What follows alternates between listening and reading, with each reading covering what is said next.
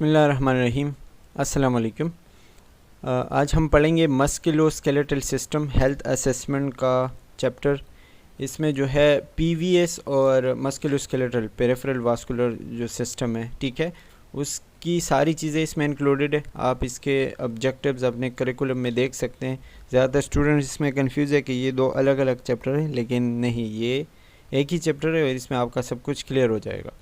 तो चलिए स्टार्ट करते हैं। सबसे पहले मस्कुलोस्केलेटल सिस्टम है, तो ज़ाहिरी बात है जो है हमारे मसल्स और हमारे स्केलेटल सिस्टम से इसका वास्ता है, ठीक है। तो हमारे इसमें जो है हम बॉडी के जितने भी बोन्स है और स्पेशली मसल्स है उसके ऊपर फोकस करेंगे। उसमें जितनी भी एबनॉर्मलिटीज़ है उसको जैसे असेस करते हैं। अगर आपके पास कोई पेशेंट आता है तो आप उसको किस तरह असेस करोगे, ये सारी चीज़ें हम इसमें पढ़ेंगे। सबसे पहले एनाटॉमी तो ज़्यादा पढ़ने की ज़रूरत नहीं है क्योंकि आप ऑलरेडी पढ़ चुके हैं। आपको बस इतना पता होना चाहिए कि मस्कुलोस्केलेटल सिस्टम में क्या क्या चीज़ें आते हैं। आपके मसल्स, आपके बोन्स और आपके जॉइंट्स आते हैं। ये वैसे पूछा जा सकता है पेपर में, ठीक है। मसल्स के बारे में आपको थोड़ा बहुत बताया गया है कि मसल जो है ये ग्रुप ऑफ कंट्रैक्टाइल सेल्स है, मतलब ऐसे सेल है जो कि कंट्रैक्ट होते हैं और इसकी वजह से जो है हमारा मूवमेंट, बॉडी का मूवमेंट और ये सारी चीज़ें होती हैं बॉडी के अंदर, जो मतलब ऑर्गन्स होते हैं, ठीक है, वो मूवमेंट करते हैं। स्केलेटल मसल जो है हमारे स्केलेटन के ऊपर मौजूद होते हैं, जैसे हाथ पाँव के ऊपर, ठीक है, और उसकी वजह से जो है हम मूवमेंट करते हैं। वो बाज़ तौर पर जो है स्टिमुलस को भी रिसीव करते हैं बाहर से। अगर कोई डिस्टर्बेंस वगैरह आता है, ठीक है, तो वो स्टिमुलस को रिसीव करता है और कभी कभी सीएनएस से भी जो है वो रिस्पांस लेके फिर जो वॉलंटरी मसल्स होते हैं, मतलब जो हमारे कंट्रोल होते हैं, ठीक है, उसको हम थ्रू सीएनएस जो है वो मूवमेंट उसका करा सकते हैं। इसके अलावा है टेंडन्स। टेंडन जो है ये टफ़ टिश्यूज़ है, या आप कह सकते हो कि एक टफ़ चीज़ है जो कि मसल्स को मसल्स के साथ या मसल्स और बोन्स को आपस में अटैच करते हैं, ठीक है। जिस पॉइंट पे मसल्स और बोन एक दूसरे के साथ अटैच है उस पॉइंट को हम कहते हैं टेंडन। ये भी पूछा जा सकता है एग्ज़ाम में। इसके अलावा बरसाए जो है ये फ्लूइड फिल्ड या फिर एक ऐसी कैविटी है जिसमें साइनोवियल फ्लूइड मौजूद होता है ताकि आपस के जो बोन्स है वो आपस में फ्रैक्शन ना करे, मसल जो है वो ख़राब ना हो और एक दूसरे को जो है वो नुकसान ना पहुंचा सके। इसके अलावा आपको जो है मसल्स के नाम बताए गए हैं, तो इसमें मैं नहीं जा रहा, ज़्यादा टाइम लगेगा। आप मसल के नाम देख सकते हैं और शायद आपको पहले से पता भी हो। ये आपको पीछे के मसल्स बताए गए हैं and you can see it. अच्छा जी, इसके अलावा स्केलेटल मसल है। स्केलेटल मसल नाम आपको पता होंगे, मैं आपको जस्ट इसका बता देता हूँ कि हमारे बॉडी में 206 बोन्स है, ठीक है, जो कि बॉडी का फ्रेमवर्क बनाते हैं, मतलब हमारी बॉडी का जो ढांचा है वो बनाते हैं। मुख्तलिफ़ किस्म के ऑर्गन्स को प्रोटेक्ट करते हैं और सपोर्ट करते हैं, जो इंटरनल ऑर्गन है, ठीक है। और ये इसके अलावा हमारे बॉडी के अंदर जो कैल्शियम होते हैं, जैसे कि मिनरल्स होते हैं, सॉरी, जैसे कि कैल्शियम, ठीक है, वो जो है स्टोर करते हैं। और इसके अंदर बोन मैरो मौजूद होता है, बोन के अंदर, जो कि हमारे रेड ब्लड सेल प्रोड्यूस करता है। ये स्केलेटल सिस्टम के हवाले से थोड़ा बहुत उसकी एनाटॉमी और ओवरव्यू, ये आपको उसका जो है पोस्टीरियर और एंटीरियर व्यू बताया गया है। अब आते हैं जॉइंट्स पे। जॉइंट्स जो है हमारा, जिस तरह हमें पता है कि जिस पॉइंट पे दो बोन्स एक दूसरे के साथ मिलते हैं उसको हम कहते हैं जॉइंट्स, ठीक है। जॉइंट जो है हमारे मूवमेंट में स्पेशली काम करते हैं। स्पेसिफ़िकली हम दो किस्म के जॉइंट्स पढ़ते हैं, एक है नॉन साइनोवियल जॉइंट्स और दूसरा है synovial joints. Non synovial joints वो होते हैं जो कि मूवमेंट नहीं करते, जो कि बिल्कुल सख्त होते हैं, फाइब्रस टिश्यूज़ के साथ कनेक्ट होते हैं, ठीक है। और जो फॉर एग्ज़ाम्पल हमारे स्कल के जो बोन होते हैं तो वो जो है मूवमेंट नहीं करते, तो आप उसको नॉन साइनोवियल जॉइंट्स में काउंट कर सकते हो। या जो है वर्टिब्रा के जो जॉइंट्स है, ठीक है, वो भी नॉन साइनोवियल है लेकिन वो बहुत ही कम मूवमेंट करते हैं। तो साइनोवियल वाले जो जॉइंट्स है ये मतलब बहुत ही कम मूवमेंट या बिल्कुल नो मूवमेंट इसमें, ठीक है। दूसरा है साइनोवियल। साइनोवियल जो है वो फ्रीली मूव करते हैं, हमारे हाथ पाँव के जो मसल्स होते हैं स्पेशली, ठीक है, और ये बोन्स एक दूसरे से सेपरेट होते हैं लेकिन इनके बीच में कैविटी होती है, इसीलिए उनको ज़्यादा स्पेस मिलता है और ज़्यादा स्पेस मिलने की वजह से वो क्या करते हैं, मूवमेंट करते हैं। ये जो है फाइब्रस कैप्सूल इसके पीछे इर्द गिर्द होता है और जो है जॉइंट जो है उसमें स्टेबलाइज होते हैं, तो इसीलिए वो मूवमेंट कर सकते हैं, ठीक है।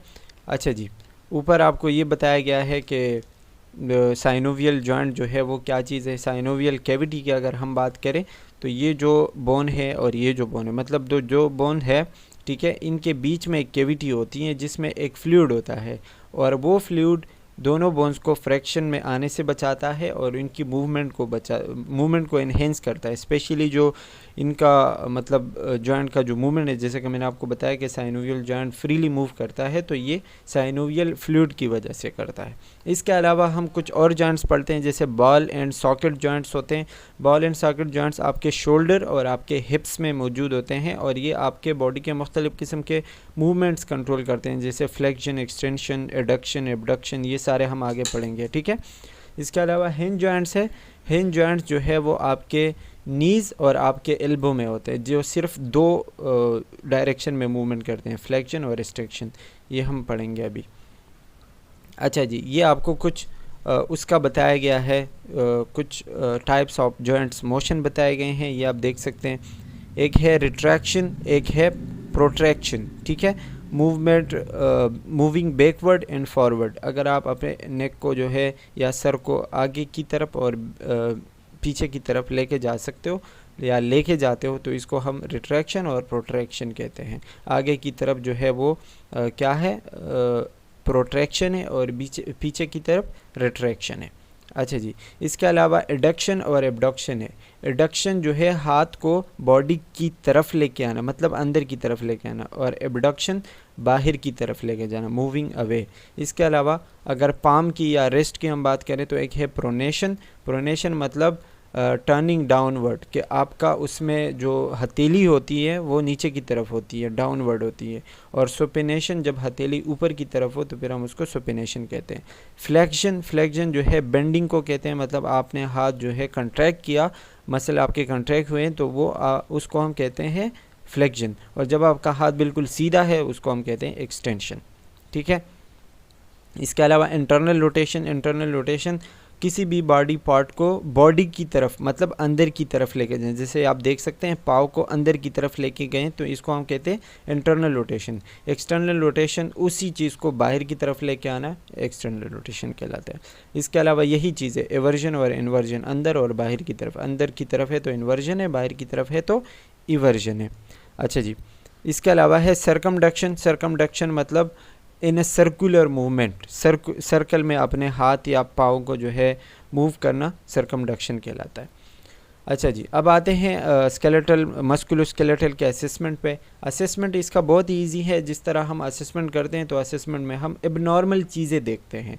अगर आपके मसल में, आपके बोन्स में कोई भी एबनॉर्मलिटी है वो आपने नोट करनी है, यही बस इसका असेसमेंट है। अगर हम देखें तो इसमें लिखा हुआ है कि note the size and shape of joints. अगर आप किसी का असेसमेंट कर रहे हैं तो आपने जॉइंट्स देखने हैं, उसका साइज़ और आपने उसका जो शेप है वो देखना है। लिम्स, हाथ पाँव के साइज़ और शेप देखना है कि उसमें कोई, और बॉडी रीजन मतलब बॉडी के साथ सही है, नॉर्मल है, जिस जगह पे वो होने चाहिए वहाँ है या नहीं। Whenever possible observe how the patient stand and moves. और आपने ये भी देखना है कि बंदा जो आपके पास आ रहा है या जो आपके पास पेशेंट आ रहा है वो किस तरह आ रहा है, वो उसका मूवमेंट कैसा है, ठीक है। जब वो आपके रूम में एंटर हो रहा है तो आपने उसी पॉइंट से उसके मूवमेंट को, उसके वॉकिंग स्टाइल को आपने जो है वो नोट करना है, ठीक है।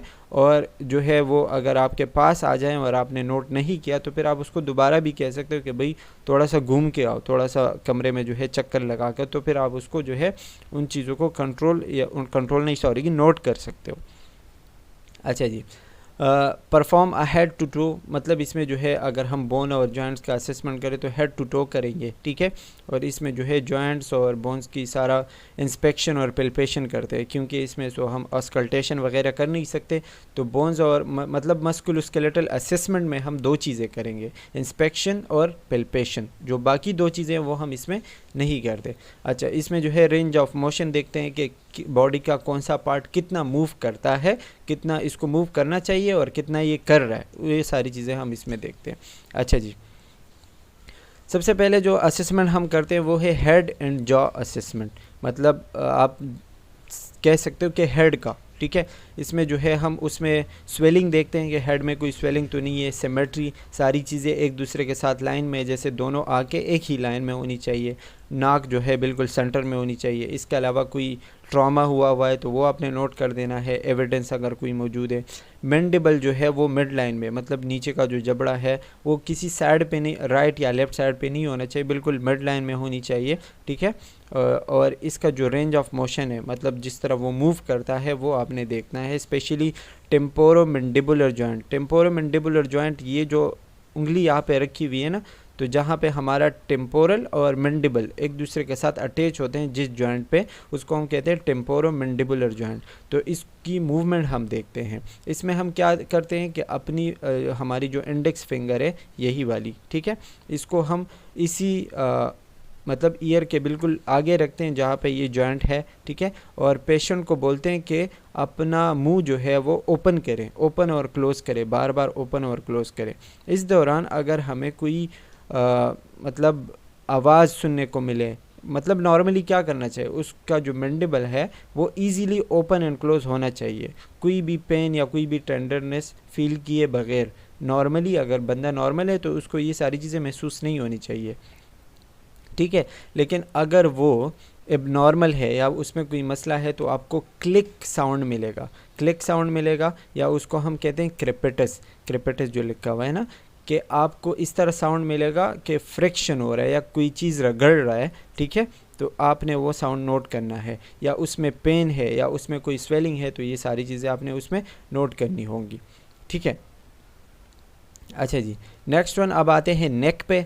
नेक जो है हम फ्रंट और बैक से जो है दोनों साइड से असेस करते हैं, इसके मसल्स देखते हैं, उसमें एसिमेट्री नहीं होनी चाहिए। एसिमेट्री मतलब कि मसल जो है बिल्कुल एक जैसे होने चाहिए, कहीं पे ज़्यादा कहीं पे कम, या कहीं पे जो है स्वेलिंग हुई हुई है, ये सारी चीज़ें नहीं होनी चाहिए। इसके अलावा हम इसमें देखते हैं स्पाइनस प्रोसेस, स्पेशली जो सर्वाइकल वर्टिब्रा होते हैं उसके स्पाइनस प्रोसेस देखते हैं।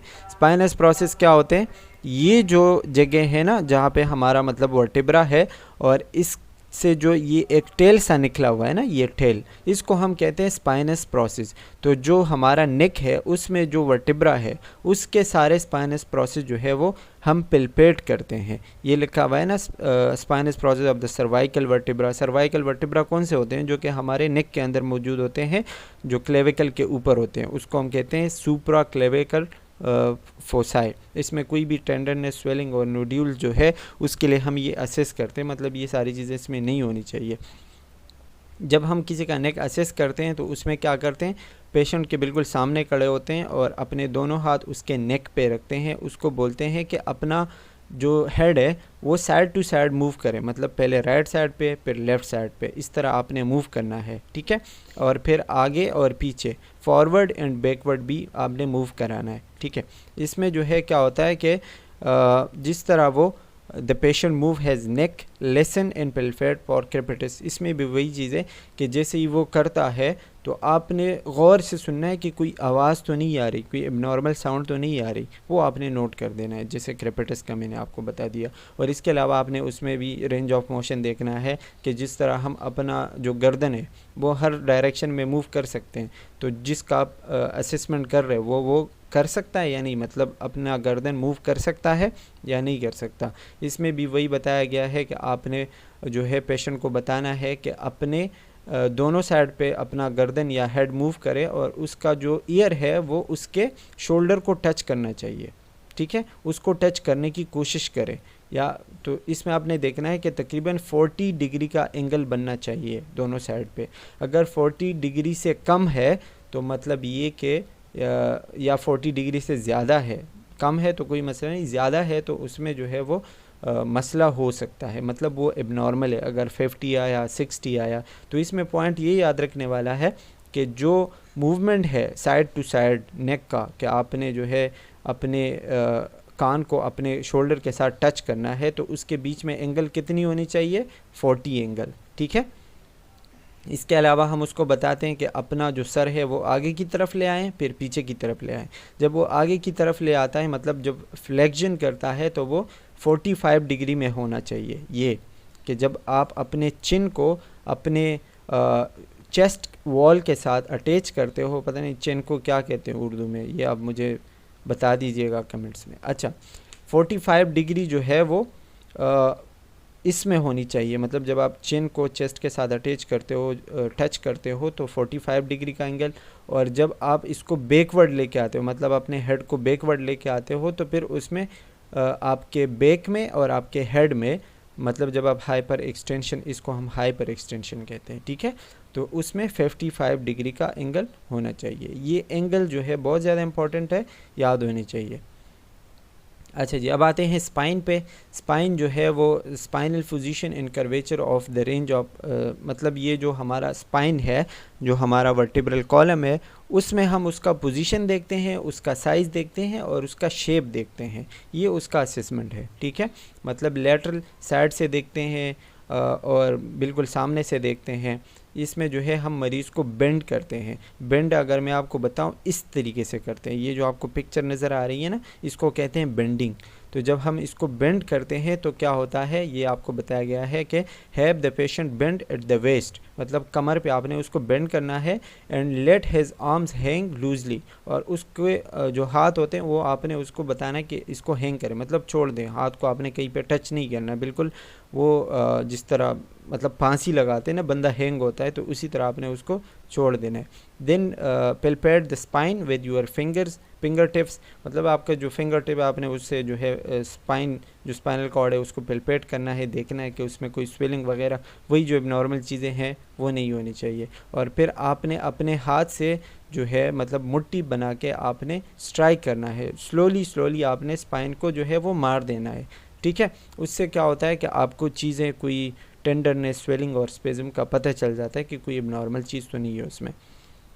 इसमें वही बताया गया है कि जब आप किसी को मतलब बेंड करते हो, आप उसका स्पाइन का साइज़ देखते हो, तो आप जब उसको बेंड करते हो तकरीबन उसके स्पाइन का साइज़ 2 इंच यानी 5 सेंटीमीटर इंक्रीज़ होता है। ये याद रखने वाला पॉइंट है कि जब पेशेंट बेंट होगा तो उसके स्पाइन का साइज़ 5 सेंटीमीटर इंक्रीज़ होगा। फॉर एग्ज़ाम्पल किसी का नॉर्मली 20, जब वो खड़ा हुआ है, ठीक है, तो उसका साइज़ है 20 सेंटीमीटर, लेकिन जब आपने उसको बाइंड किया तो उसका साइज़ कितना आना चाहिए, 25 सेंटीमीटर। अगर 25 नहीं आ रहा तो इस बात की तरफ जो है वो इंडिकेशन की जा रही है कि उसमें जो है स्पाइन में मसला है, ठीक है।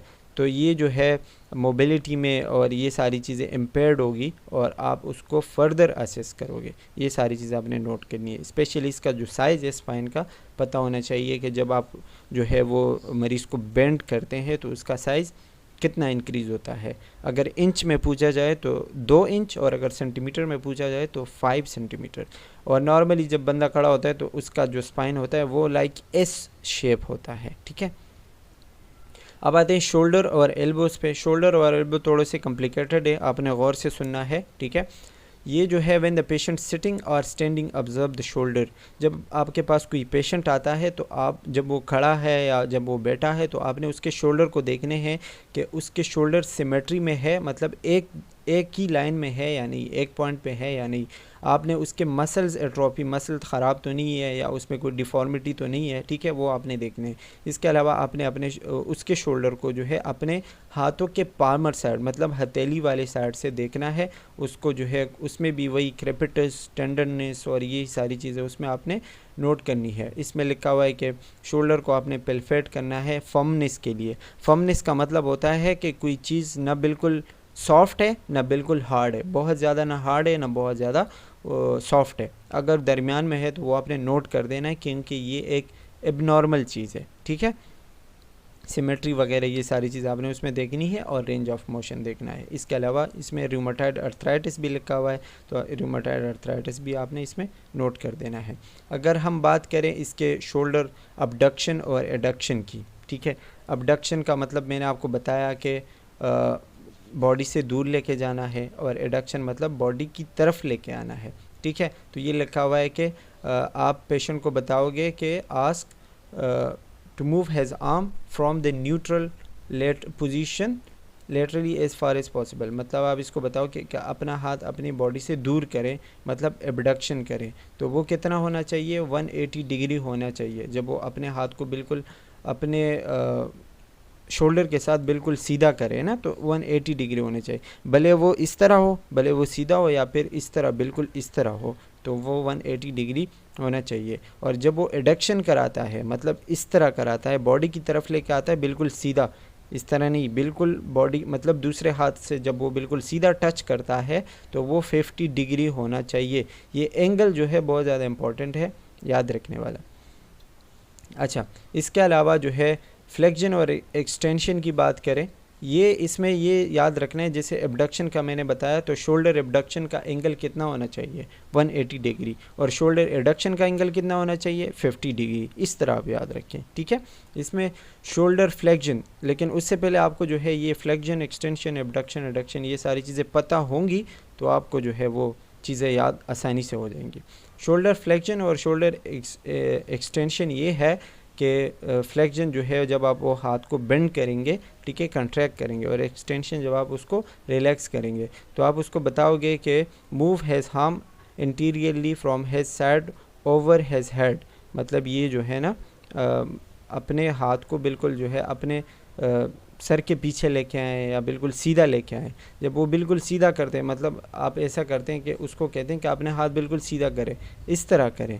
तो जब कोई चीज़ बिल्कुल सीधी होती है, मैं आपको इसमें ट्रिक बता देता हूँ। जब कोई चीज़ बिल्कुल सीधी होती है, जब आप कोई सीधी लाइन लगाते हैं, फॉर एग्ज़ाम्पल सीधी लाइन लगाते हैं, तो वो कितना होता है 180 डिग्री, ठीक है। तो जब हमारे हाथ बिल्कुल सीधे होते हैं तो लाइन जो एंगल है वो कितनी होगी 180 डिग्री। तो जब फुल फ्लेक्शन है, मतलब हाथ बिल्कुल सीधे हैं, तो एंगल होनी चाहिए 180 डिग्री, ठीक है। इसमें जो है एक्सटेंशन में अगर हम बात करें, तो एक्सटेंशन में जब वो इस तरह करता है, मतलब पीछे की तरफ जब वो लेके जाता है, तो पीछे की तरफ उसके मतलब उसके बैक और उसके आर्म के बीच में एंगल 30 to 50 डिग्री होनी चाहिए। अब इस तरह एक्सटर्नल रोटेशन, मतलब जब उस तरह हाथ करता है, इसको हम कहते हैं shoulder external and shoulder internal rotation. External rotation वो है जब हाथ आपके सर के पीछे आएगा, इसको हम इंटरनल रोटेशन कहते हैं, ये भी 90 डिग्री होनी चाहिए। और जब आप इस तरह कमर के पीछे लेके आते हो इंटरनल रोटेशन, ये भी 90 डिग्री होनी चाहिए। अच्छा, इसमें जो है एल्बो फ्लेक्शन, एल्बो वही है जो हम कहते हैं, ठीक है। इसमें जो है आपके पेशेंट बिल्कुल रेस्ट पे होना चाहिए, और उसके जो एल्बो है जब वो साइड पे होंगे, ठीक है, तो ask him to flex his elbows and then extend. मतलब आप उसको बताओगे कि आपने जो आपके एल्बोज है उसको फ्लेक्स करें और फिर छोड़ें। जब वो फ्लेक्स करता है तो इसमें जो है 90 डिग्री का एंगल आना चाहिए, ठीक है। और जब दोनों हम काउंट करेंगे तो 180, मतलब फ्लेक्शन और एक्सटेंशन दोनों 90 डिग्री का आना चाहिए। एल्बो प्रोनेशन और सुपिनेशन, प्रोनेशन और सुपिनेशन बताया है ऑलरेडी, ठीक है। उसमें जो है मरीज़ अपने हाथ को जो है एक फ्लैट सरफेस पे रखता है जिसमें उसका थंब ऊपर की तरफ होता है। जब वो नीचे की तरफ हाथ लेके आता है तो प्रोनेशन होता है, तो 90 डिग्री में होता है, और अगर पीछे की तरफ लेके जाता है तो वो भी 90 डिग्री में होता है, सुपिनेशन, ठीक है। अच्छा जी, अब आते हैं रेस्ट हैंड और फिंगर पे।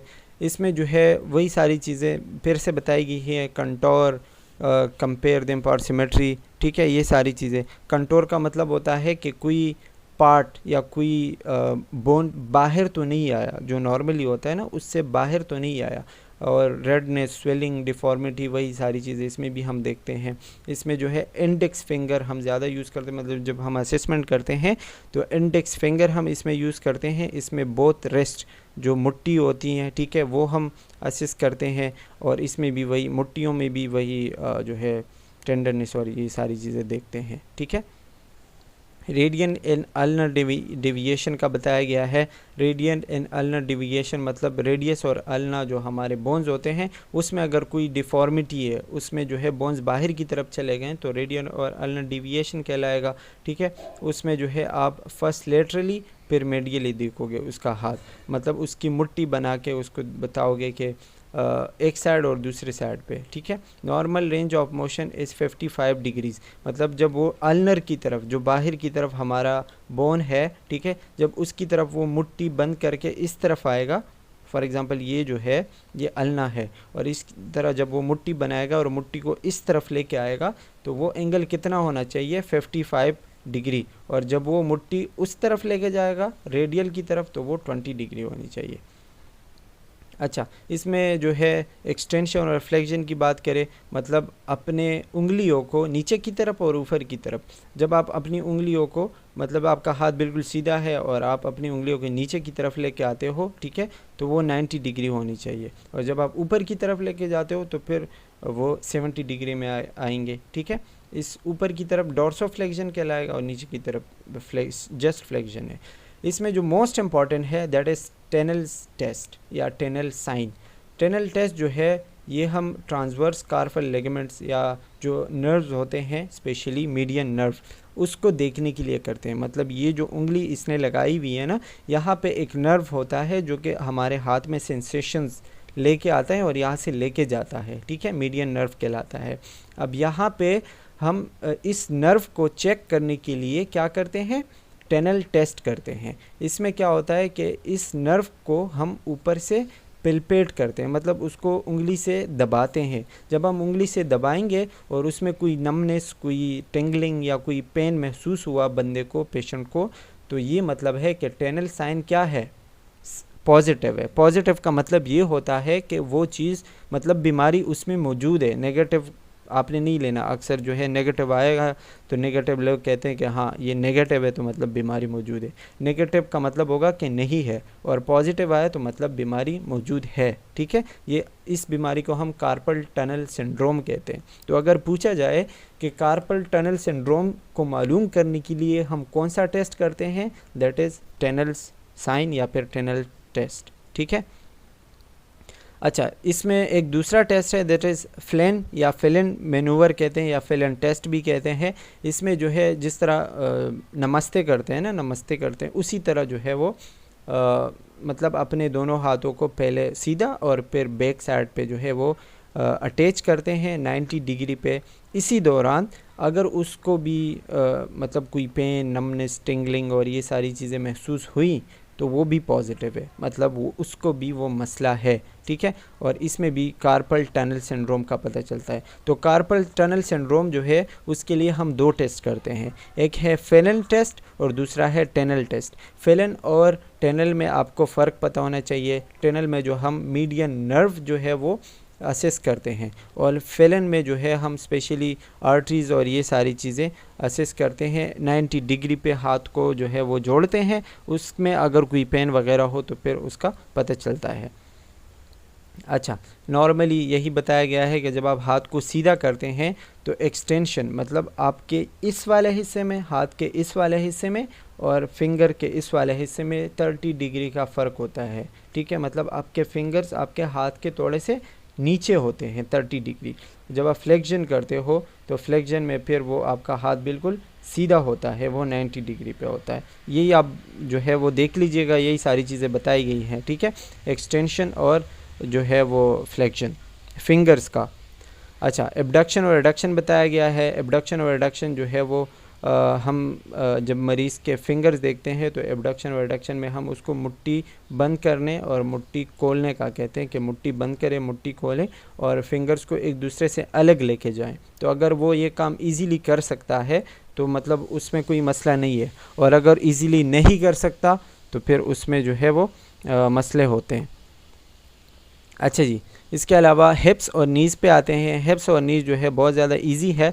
इसमें आपने क्या करना है कि वही कॉन्टोर और यही जो जितनी भी एबनॉर्मलिटीज़ होती हैं, बो लेग्ड बताया गया है। बो लेग्ड मतलब ये कि कोई भी नी स्पेशली जब अंदर की तरफ बेंड हो जाती हैं, ख़राब हो जाती हैं, उसको हम कहते हैं बो legged. Having legs curved outward, specially outward आप देखें, आउटवर्ड या इनवर्ड दोनों हो सकती हैं, लेकिन आउटवर्ड इसमें ज़्यादा आएगा। जब नीज़ आपके आउटवर्ड आएंगे तो उसको हम कहते हैं बो लेग।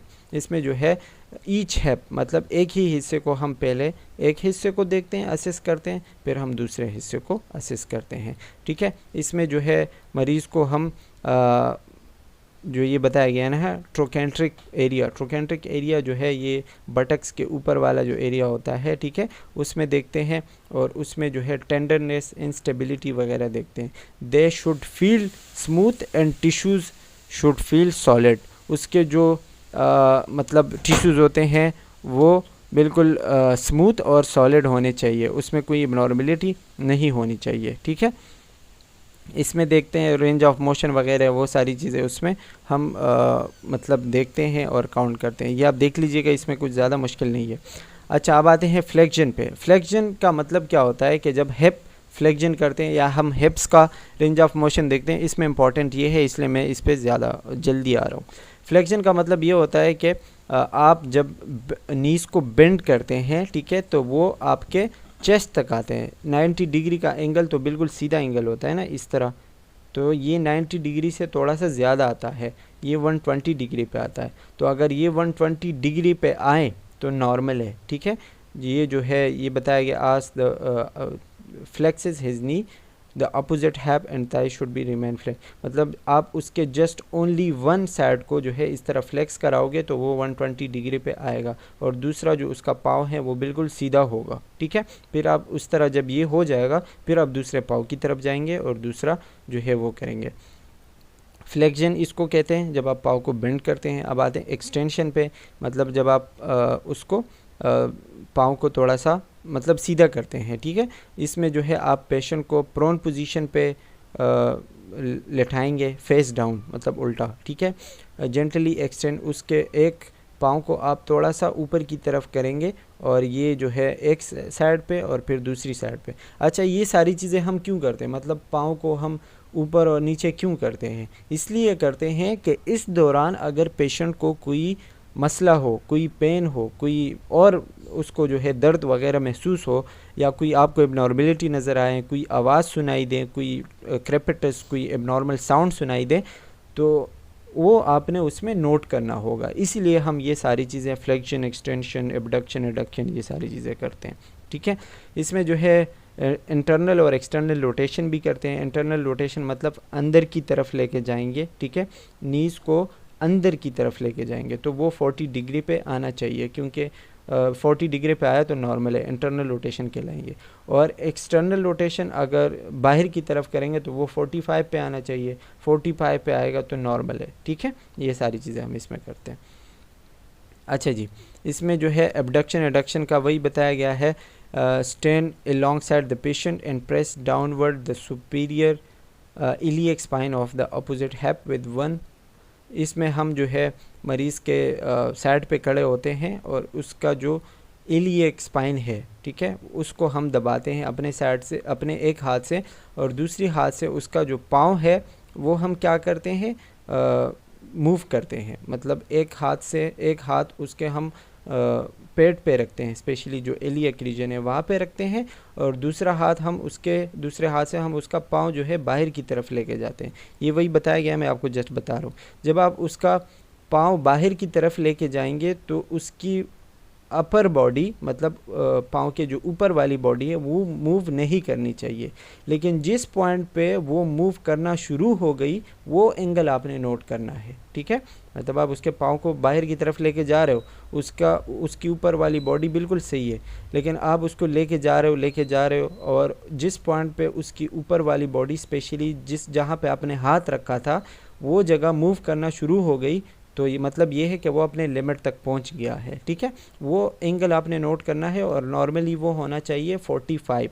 अगर 45 से कम या ज़्यादा है तो वो एबनॉर्मल होगा, ठीक है। इसी तरह दूसरा जो है वो 30 पे होना चाहिए, मतलब ये बिल्कुल सीधी, ठीक है। नेक्स्ट जो है वो आपको नी का बताया गया है। नी का रेंज ऑफ मोशन देखते हैं। नी में जो है वो हम देखते हैं कि इस तरह, मतलब जब वो बिल्कुल सीधा खड़ा हुआ है और आप उसको नी बेंड करने को कहते हैं, तो नी जो है 120 या 130 एंगल तक आती हैं, या जो है उसके जो बटक्स होते हैं वो अपनी नी से वो टच कर सकता है। तो जब वो टच करे तो इसको हम नॉर्मल काउंट करते हैं, लेकिन अगर वो इस काबिल ना हो कि अपनी नी से अपने बटक टच करे तो वो एबनॉर्मल होता है। अच्छा जी, दूसरा जो है बल्ज साइन है, ठीक है। बल्ज साइन क्या होता है, ये जो है इम्पॉर्टेंट है, बल्ज टेस्ट या बल्ज साइन।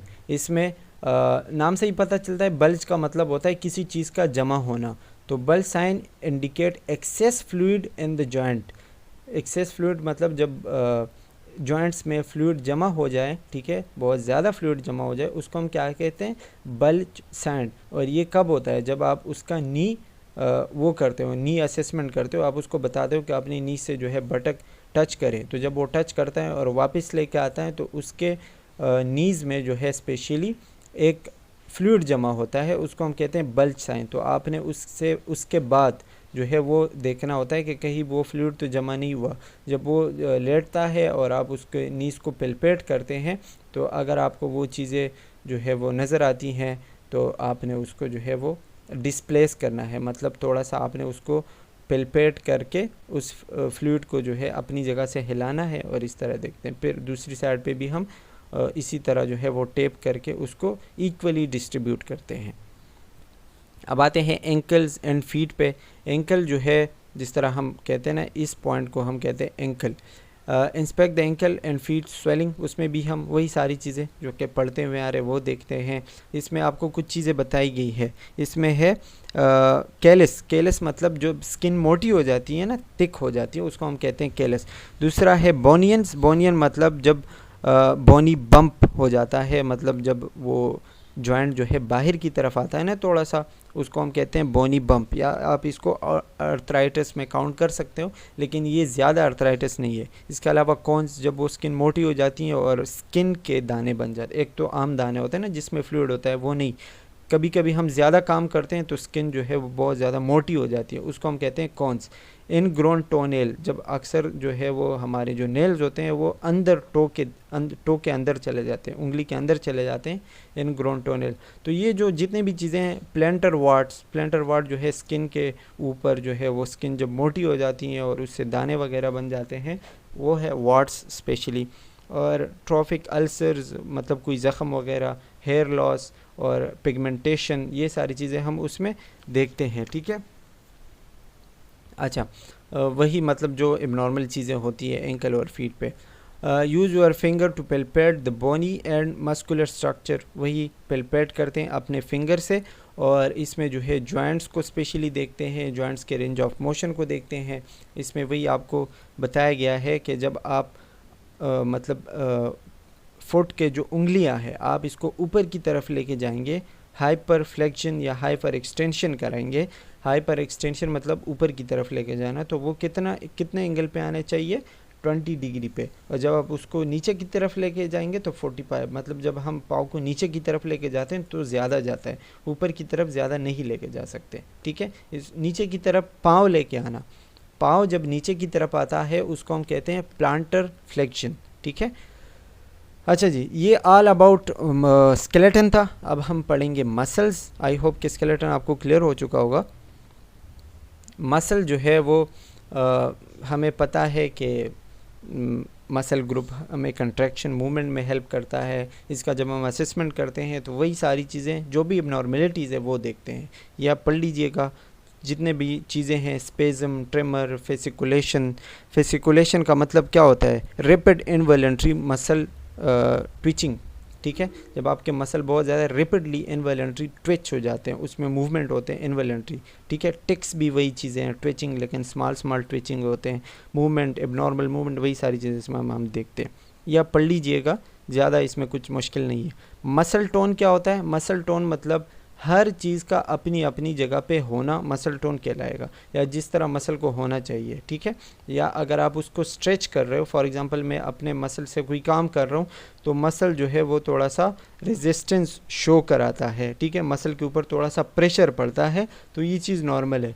इसमें हम क्या करते हैं, to test the patient arm muscle tone, इसमें जो है हम मूव है शोल्डर थ्रू पैसिव। अगर हम मसल टोन देखते हैं तो शोल्डर में देखेंगे सबसे ज़्यादा, क्योंकि वो ज़्यादा मूव करते हैं, हाथ उसके साथ अटैच है। ठीक है, उसमें जो है हम थोड़ा सा रेजिस्टेंस मतलब उसमें आना चाहिए, जब वो मतलब अगर मैं अपने हाथ घुमा रहा हूँ या शोल्डर मूव कर रहा हूँ, ठीक है, तो उसमें थोड़ा बहुत रेजिस्टेंस आना चाहिए। फिर हम अपने हाथ को नीचे की तरफ लेके आते हैं, तो जब नीचे की तरफ लेके आते हैं तो बिल्कुल आसानी से आना चाहिए। ये नॉर्मल चीज़ें हैं। ठीक है, आसानी से ये चीज़ें होनी चाहिए। इसी तरह जब हम लेग का करते हैं तो लेग में भी हम वही सारी चीज़ें, रेंज ऑफ मोशन, जिस तरह आपने शोल्डर में किया उसी तरह आपने उसमें भी करना है, लेग में भी करना है। मसल स्ट्रेंथ पे आते हैं तो मसल स्ट्रेंथ में हम वही नाम से ही जाहिर है कि मसल की मजबूती देखते हैं, गेट देखते हैं, एक बंदा किस तरह आ रहा है, किस तरह जा रहा है, ये सारी चीज़ें हम उसमें देखते हैं। और उसके लिए हम एक स्केल बनाते हैं, ठीक है, जिसमें हम 5 नंबर देते हैं।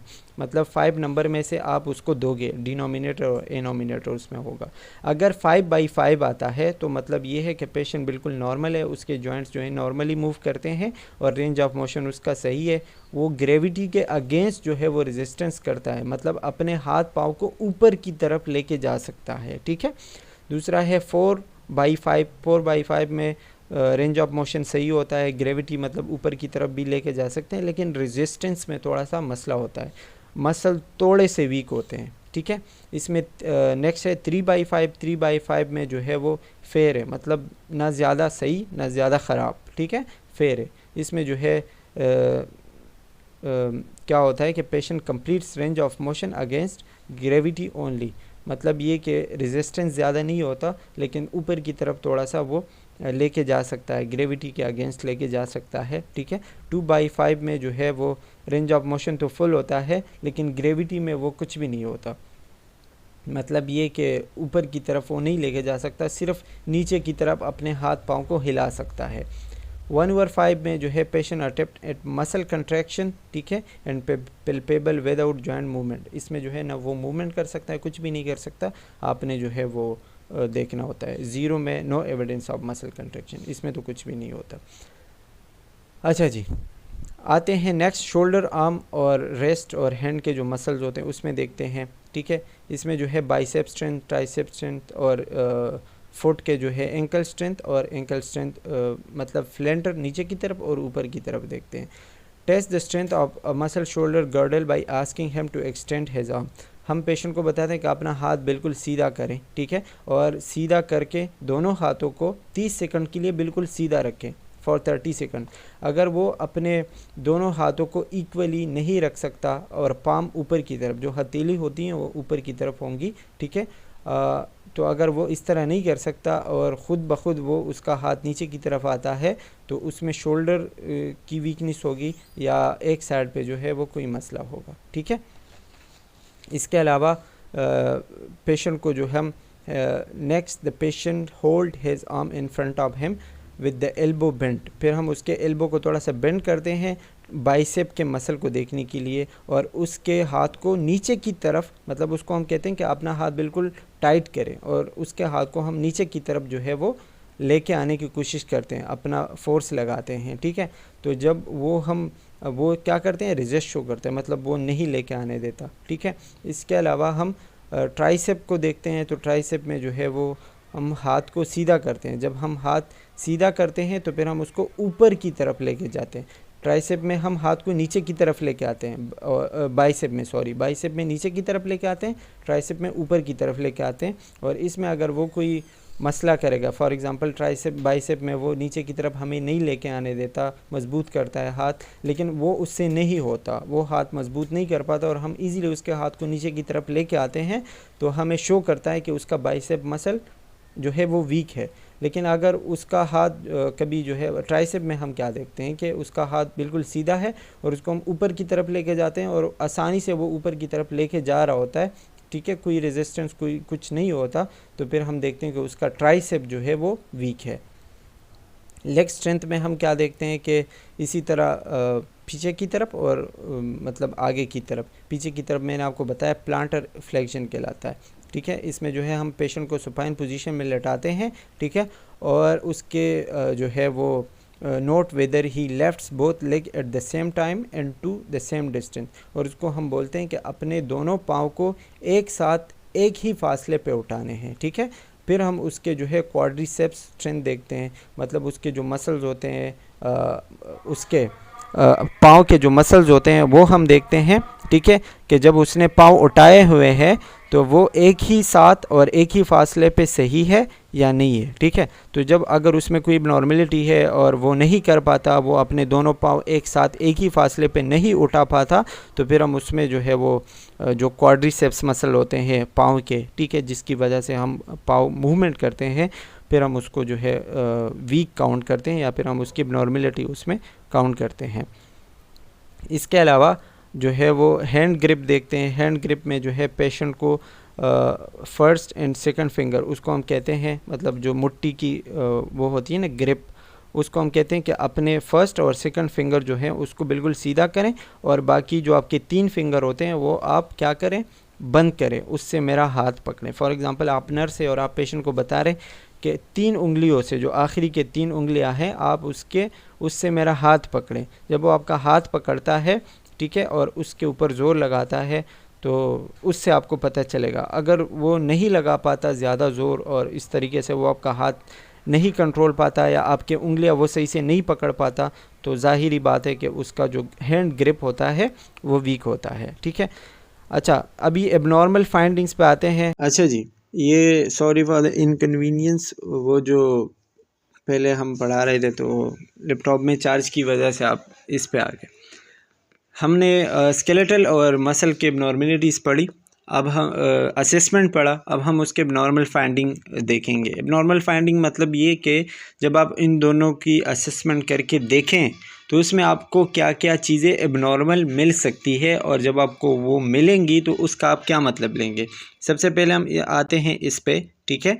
सबसे पहले इसमें है फुट ड्रॉप। फुट ड्रॉप का मतलब प्लांटर फ्लेक्शन। प्लांटर फ्लेक्शन मैंने आपको बता दिया कि पाँव का नीचे की तरफ लेके जाना प्लांटर फ्लेक्शन कहलाता है, ठीक है। जो है फुट ड्रॉप होता है कि इनवॉलंटरीली पाँव नीचे की तरफ चला जाता है और वो जो है ऊपर की तरफ फिर नहीं आता, ठीक है, आपके आउट ऑफ कंट्रोल हो जाता है।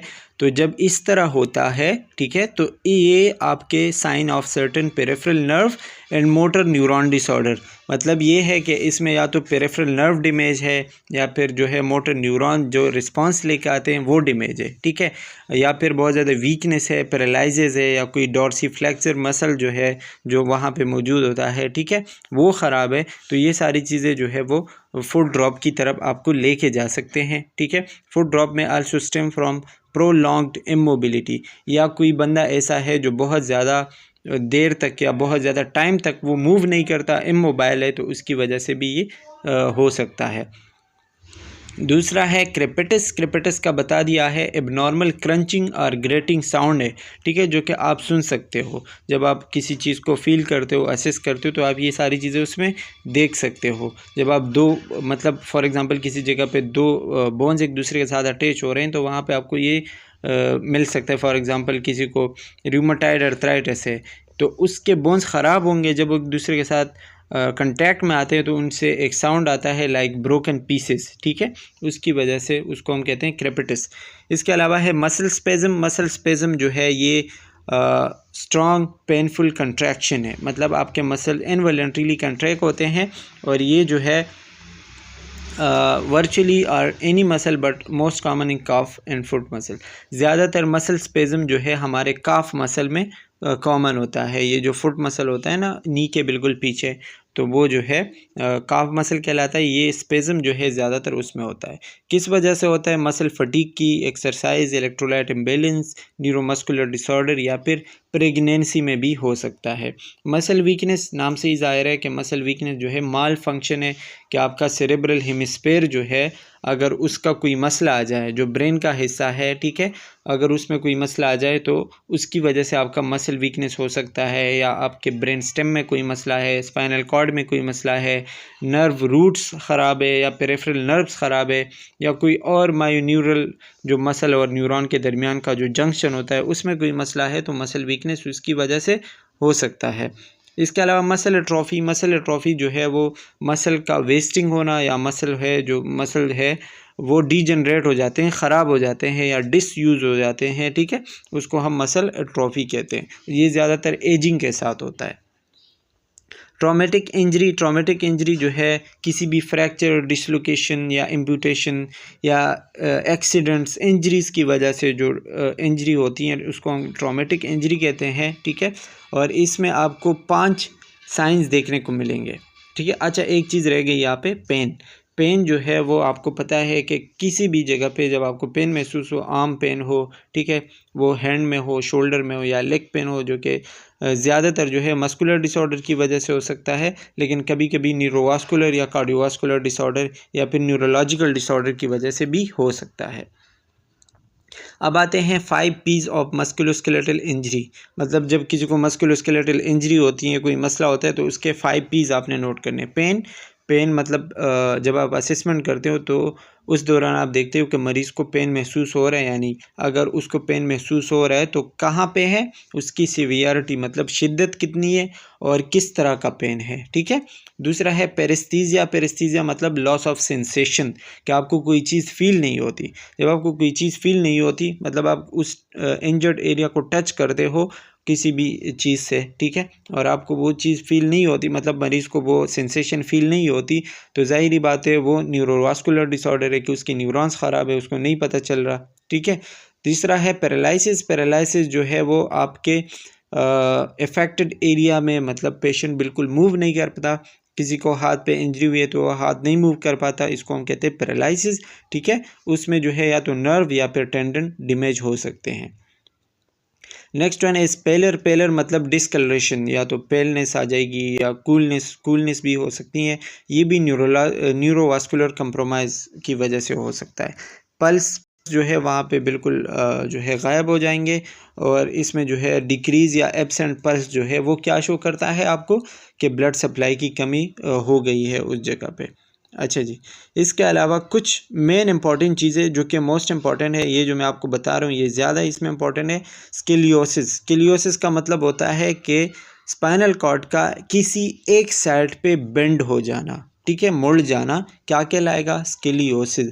ये बताया गया है कि लेटरल डिविएशन, पेपर में आ सकता है, पूछा जा सकता है, the lateral deviation of spinal cord is called dash, ठीक है, इस तरह कुछ भी पूछा जा सकता है, तो उसको हम क्या कहेंगे, स्केलियोसिस में जो है स्पाइनल कॉर्ड एक ही साइड पे चला जाता है। उस बंदे का आपको पता कैसे चलेगा कि उसको स्केलियोसिस है, उसके शोल्डर का जो हाइट है या उसके शोल्डर का जो बैलेंस है वो क्या होता है, इम्बैलेंस होता है, एक शोल्डर ऊपर एक नीचे, ठीक है, इस तरह होगा। इसके अलावा उसके आर्म्स जो है वो भी ख़राब होंगे, एक ऊपर एक नीचे होगा, ठीक है। उसके एसिमेट्रिकल वेस्ट, उसकी जो मतलब कमर है वो थोड़ी सी इधर उधर होगी, वेस्ट लाइन जो है वो ख़राब होगी, और हाइट जो है वो भी बिल्कुल सीधा नहीं होगा, मतलब उसकी पूरी बॉडी एक साइड से नीचे एक साइड से ऊपर होगी, ठीक है।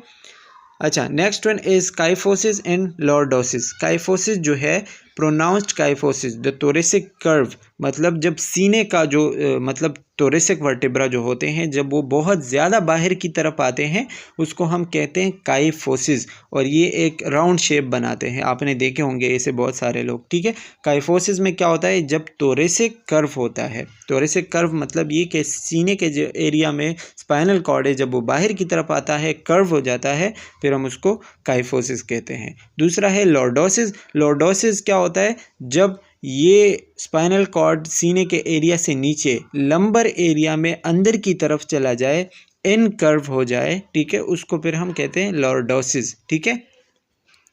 एबनॉर्मली कनकेव मतलब ये जो है कन्वेक्स और कनकेव आप कह सकते हो, ठीक है, कनकेव हो जाए, अंदर की तरफ जाए, ठीक है, उसको फिर हम लॉर्डोसिस कहते हैं। ये ज़्यादातर प्रेग्नेंट वुमेन और यंग चिल्ड्रन में कॉमन होता है। अब ऐसा भी नहीं है कि आपने प्रेग्नेंट वुमेन देख ली, उसका जो है इस तरह सिचुएशन है तो आपने उसको एबनॉर्मल कर दिया, या फिर किसी बच्चे को आपने देख लिया तो बच्चे में भी ये कॉमन होता है। लेकिन अगर कोई यंग मेल है, एडल्ट है, और उसमें ये सारी चीज़ें हैं, या कोई यंग फीमेल है और प्रेग्नेंट नहीं है और उनमें आपको ये सारी चीज़ें मिलती हैं, देन इट्स एबनॉर्मल।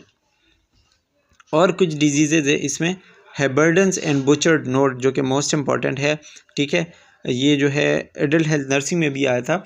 हेबर्डन और बुचर्ड नोड जो है ये स्पेशली उन पेशेंट्स में होता है जो अर्थराइटिस के शिकार होते हैं, ठीक है। इसमें जो है आपके कार्टिलेज जो जॉइंट्स होते हैं, स्पेशली ये फिंगर के जो जॉइंट होते हैं उनमें ज़्यादातर होता है, ठीक है, और वो जॉइंट जो है स्वेल हो जाते हैं, या हिप के जॉइंट्स में होता है, नीज़ के जॉइंट्स में होता है, ठीक है, फिंगर में ज़्यादा कॉमन है, ठीक है। इसमें जो है जॉइंट रेड हो जाते हैं, स्वेल हो जाते हैं और पेनफुल होते हैं, और ये जो है आगे जाके इवेंचुअली दे बिकम पेनलेस, मतलब जब इनके ऊपर बहुत ज़्यादा टाइम गुजर जाता है तो फिर इनमें कोई दर्द वगैरह नहीं होता, पेनलेस हो जाते हैं, लेकिन वो जो इमोबिलिटी है वो रहती है उनके अंदर, ठीक है। और इसमें जो है हेबर्डन नोड है, हेबर्डन नोड जो है वो हार्ड होते हैं, बोनी होते हैं, और कार्टिलेजनस इनलार्जमेंट, मतलब ये कि हेबर्डन नोड अगर सिंपल मैं आपको बताऊं तो नेल के आसपास जो आपके फिंगर्स के अंदर जो जॉइंट्स है बिल्कुल नेल के करीब, ठीक है, अगर उनमें स्वेलिंग और ये सारी चीज़ें हो जाए, और साइड पे नहीं बल्कि ऊपर की तरफ, ये आप देख सकते हैं ना, इसमें ऊपर की तरफ जो है वो स्वेलिंग हुई हुई है, ठीक है, और दूसरी बात ये कि नेल के करीब है, तो फिर हम इस जॉइंट को या इसको हेबर्डन्स नोड कहेंगे। दूसरा इसमें है बुचर्ड नोड। बुचर्ड नोड जो है वो नेल के पहला नहीं बल्कि आगे के या पीछे वाले जो नोड्स होते हैं, सॉरी जॉइंट्स होते हैं, उसमें होता है, ठीक है, और इसमें जो है वो साइड पे भी चला जाता है कि साइड वाइज भी ये बड़े हो जाते हैं, ऊपर की तरफ भी आते हैं, ज़्यादातर जो है साइड वाइज चले जाते हैं, लेकिन ये पहले वाले नहीं, बाद के जो जॉइंट्स है जो रेस्ट की तरफ से स्टार्ट होते हैं वो जॉइंट्स, ठीक है, बुचर्ड नोड्स।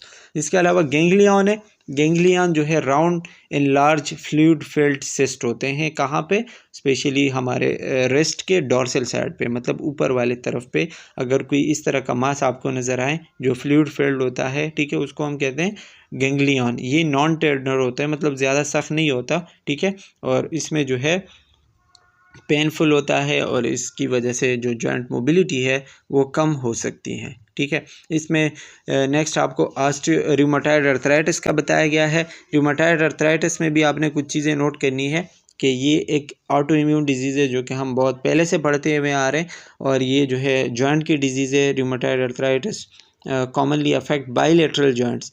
जो जॉइंट्स जो है वो दोनों साइड पे जॉइंट्स होते हैं ना, मतलब ऐसे जॉइंट्स जो आगे भी किसी बोन के साथ अटैच है और पीछे भी किसी, तो वो ज़्यादातर इफेक्टेड होते हैं रूमेटॉइड अर्थराइटिस में, जो फिंगर्स में, रेस्ट, एल्बो, नी, एंकल और इन सारी चीज़ों पे मौजूद होता है। इसके साथ साथ जो है मसल्स और टेंडन जिसके साथ मतलब ये अटैच होते हैं, तो उनकी वजह से वो भी थोड़े बहुत इफेक्टेड हो सकते हैं। लेकिन ये क्या होता है कि स्पॉन्टेनियस रिमिशन इसमें होता है, कभी कभी ये खुद ब खुद ठीक होने लगते हैं, स्पॉन्टेनियस रिमिशन एंड अनप्रेडिक्टेबल एक्सरबेशन। ये भी वही है कि आपको अंदाज़ा भी नहीं होगा, आपकी तवक्को नहीं होगी, और वो ख़ुद ब खुद सही होने लगते हैं कभी कभी, ठीक है। अच्छा, इसमें जो है जो जॉइंट्स होते हैं वो सोलन होते हैं, पेनफुल होते हैं, जो कि पहले से ही आपको पता होगा, ठीक है। As the disease progress bone atrophy and misalignment cause visible deformities. जिस तरह ये डिजीज़ बढ़ती है, जिस तरह ज़्यादा होती हैं, तो उसमें क्या होता है कि जो बोन्स है वो ख़राब होते हैं, डिफॉर्मेट हो जाते हैं, और आपकी मूवमेंट जो है उसमें कम हो जाती है, मतलब आप हाथ पाँव को फिर जहाँ पे वो अर्थराइटिस है मूव नहीं कर पाओगे, मसल एट्रोफी हो जाएगी, ठीक है। इसमें बताया गया है in chronic arthritis deformities of interphalangeal joints develop. Interphalangeal जो है मतलब हाथ के जो पाँव के, हाथ के नहीं सॉरी, जो हाथ के, हाँ, उंगलियों के जो जॉइंट्स होते हैं उनमें ज़्यादातर होता है जब क्रॉनिक होता है, ठीक है। स्वान नेक का बताया गया है कि जो पीछे का जॉइंट होता है वो नीचे की तरफ आता है, ये आपको पिक्चर में भी दिखाया गया है कि थोड़ा सा नीचे की तरफ आता है, इसको हम कहते हैं स्वान नेक। तो ये डिफॉर्मिटी हो जाती है। या हाइपर एक्सटेंशन और प्रॉक्सिमल इंटरफिलेंजिस जॉइंट, मतलब जो ऊपर की तरफ जॉइंट होते हैं, जैसे कि इसमें बताया गया है एक बुटनेरी डिफॉर्मिटी। इसमें जो है नीचे की एक, मतलब एक उंगली बिल्कुल इसी तरह हो जाती है, स्पेशली जो छोटी उंगली होती हैं बिल्कुल इसी तरह, ये आप देख सकते हैं आप, मतलब जब इस तरह होता है, ये आपको इसका अच्छा खासा वो भी बताया गया है कि ये जो जॉइंट्स है, a less common deformity is the boutonniere deformity, flexion of the proximal interphalangeal joint. Flexion मतलब कंट्रैक्ट हो जाता है जो प्रॉक्सिमल जॉइंट होता है, ठीक है। और hyper extension of the distal, मतलब आगे का जो जॉइंट होता है वो फ्लेक्स हो जाता है, और जो दूसरा होता है वो एक्सटेंड हो जाता है जो पीछे वाला होता है, और इसी तरह का आपको जो है उंगली नज़र आती है। इसको हम कहते हैं बुटिन्यूर डिफॉर्मिटी, या जिस तरह आप प्रोनाउंस कर सकते हैं वो कर लें, ठीक है। एक्यूट रूमेटॉइड अर्थराइटिस का भी बताया गया।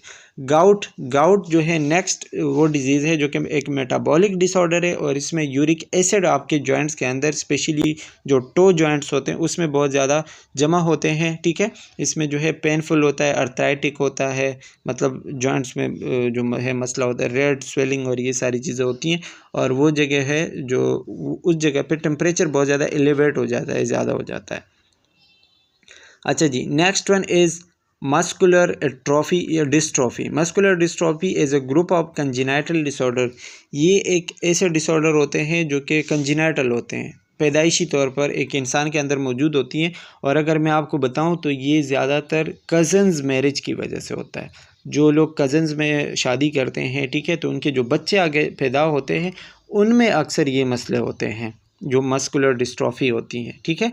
ये जो है क्या होता है कि मसल वेस्टिंग होती है, इसमें स्केलेटल मसल जो है वो ख़राब हो जाते हैं, लेकिन इसमें न्यूरॉन और सेंसरी डिफेक्ट्स नहीं होते। मतलब आपको चीज़ें भी फील होगी, आपके न्यूरॉन्स भी सही होंगे, लेकिन आपके मसल्स ख़राब होंगे, ठीक है। The most common form is Duchenne's, या इसको हम कहते हैं सीडो हाइपरट्रॉफिक मस्कुलर एट्रोफी या डिस्ट्रॉफी, ठीक है। ड्यूचिनी क्या होता है, ये जो है अर्ली चाइल्डहुड में स्टार्ट होती है। Onset is इंसिडस। इंसिडस मतलब ये कि आपको पता नहीं चलेगा कि ये डिज़ीज़ होने वाली है या बच्चे में ये डिज़ीज़ है, लेकिन वो स्लोली बढ़ती जा रही होती हैं तकरीबन 3 से 5 साल के बच्चे के अंदर। इस डिज़ीज़ को हम ड्यूचिनी कहते हैं, ठीक है, या सीडो हाइपरट्रॉफिक डिस्ट्रॉफी कहते हैं। नाम याद रखना है अपने। इसमें जो है स्पेशली बच्चे के अंदर जो है लेग अफेक्टेड होते हैं, पेल्विक एरिया और शोल्डर जो है वो ज़्यादातर अफेक्टेड होते हैं। इसके अगर साइन सिम्टम की बात करें या फाइंडिंग की बात करें तो इनलार्ज या फर्म काफ मसल, जो काफ मसल होते हैं स्पेशली ये वाले जो पाँव के होते हैं, ठीक है, वो इनलार्ज हो जाते हैं, ठीक है। वेल्डिंग गेट मतलब जो है मुँह चलने में आपको पता चलेगा कि इसका चलना एबनॉर्मल है, गेट उसका सही नहीं होता।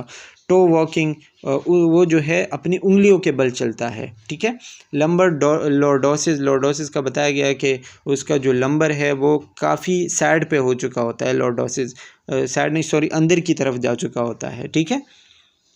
पॉजिटिव गावर साइन उसमें आते हैं। गावर साइन क्या होता है कि जब बच्चा बैठा होता है और आप उसको खड़े होने को कहो, तो जब वो खड़ा होता है तो वो सीधा नहीं खड़ा हो पाता या खड़े होने में उसको मुश्किल होती है। वो अपने पाँव के ऊपर, अपने हाथों के ऊपर प्रेशर डालेगा या किसी चीज़ का सहारा लेगा और उसके बिना वो जाके, उसके बल पे वो जाके क्या होगा, खड़ा होगा। मतलब जिस तरह नॉर्मल बच्चा या खड़ा होता है तो वो नहीं खड़ा हो पाता।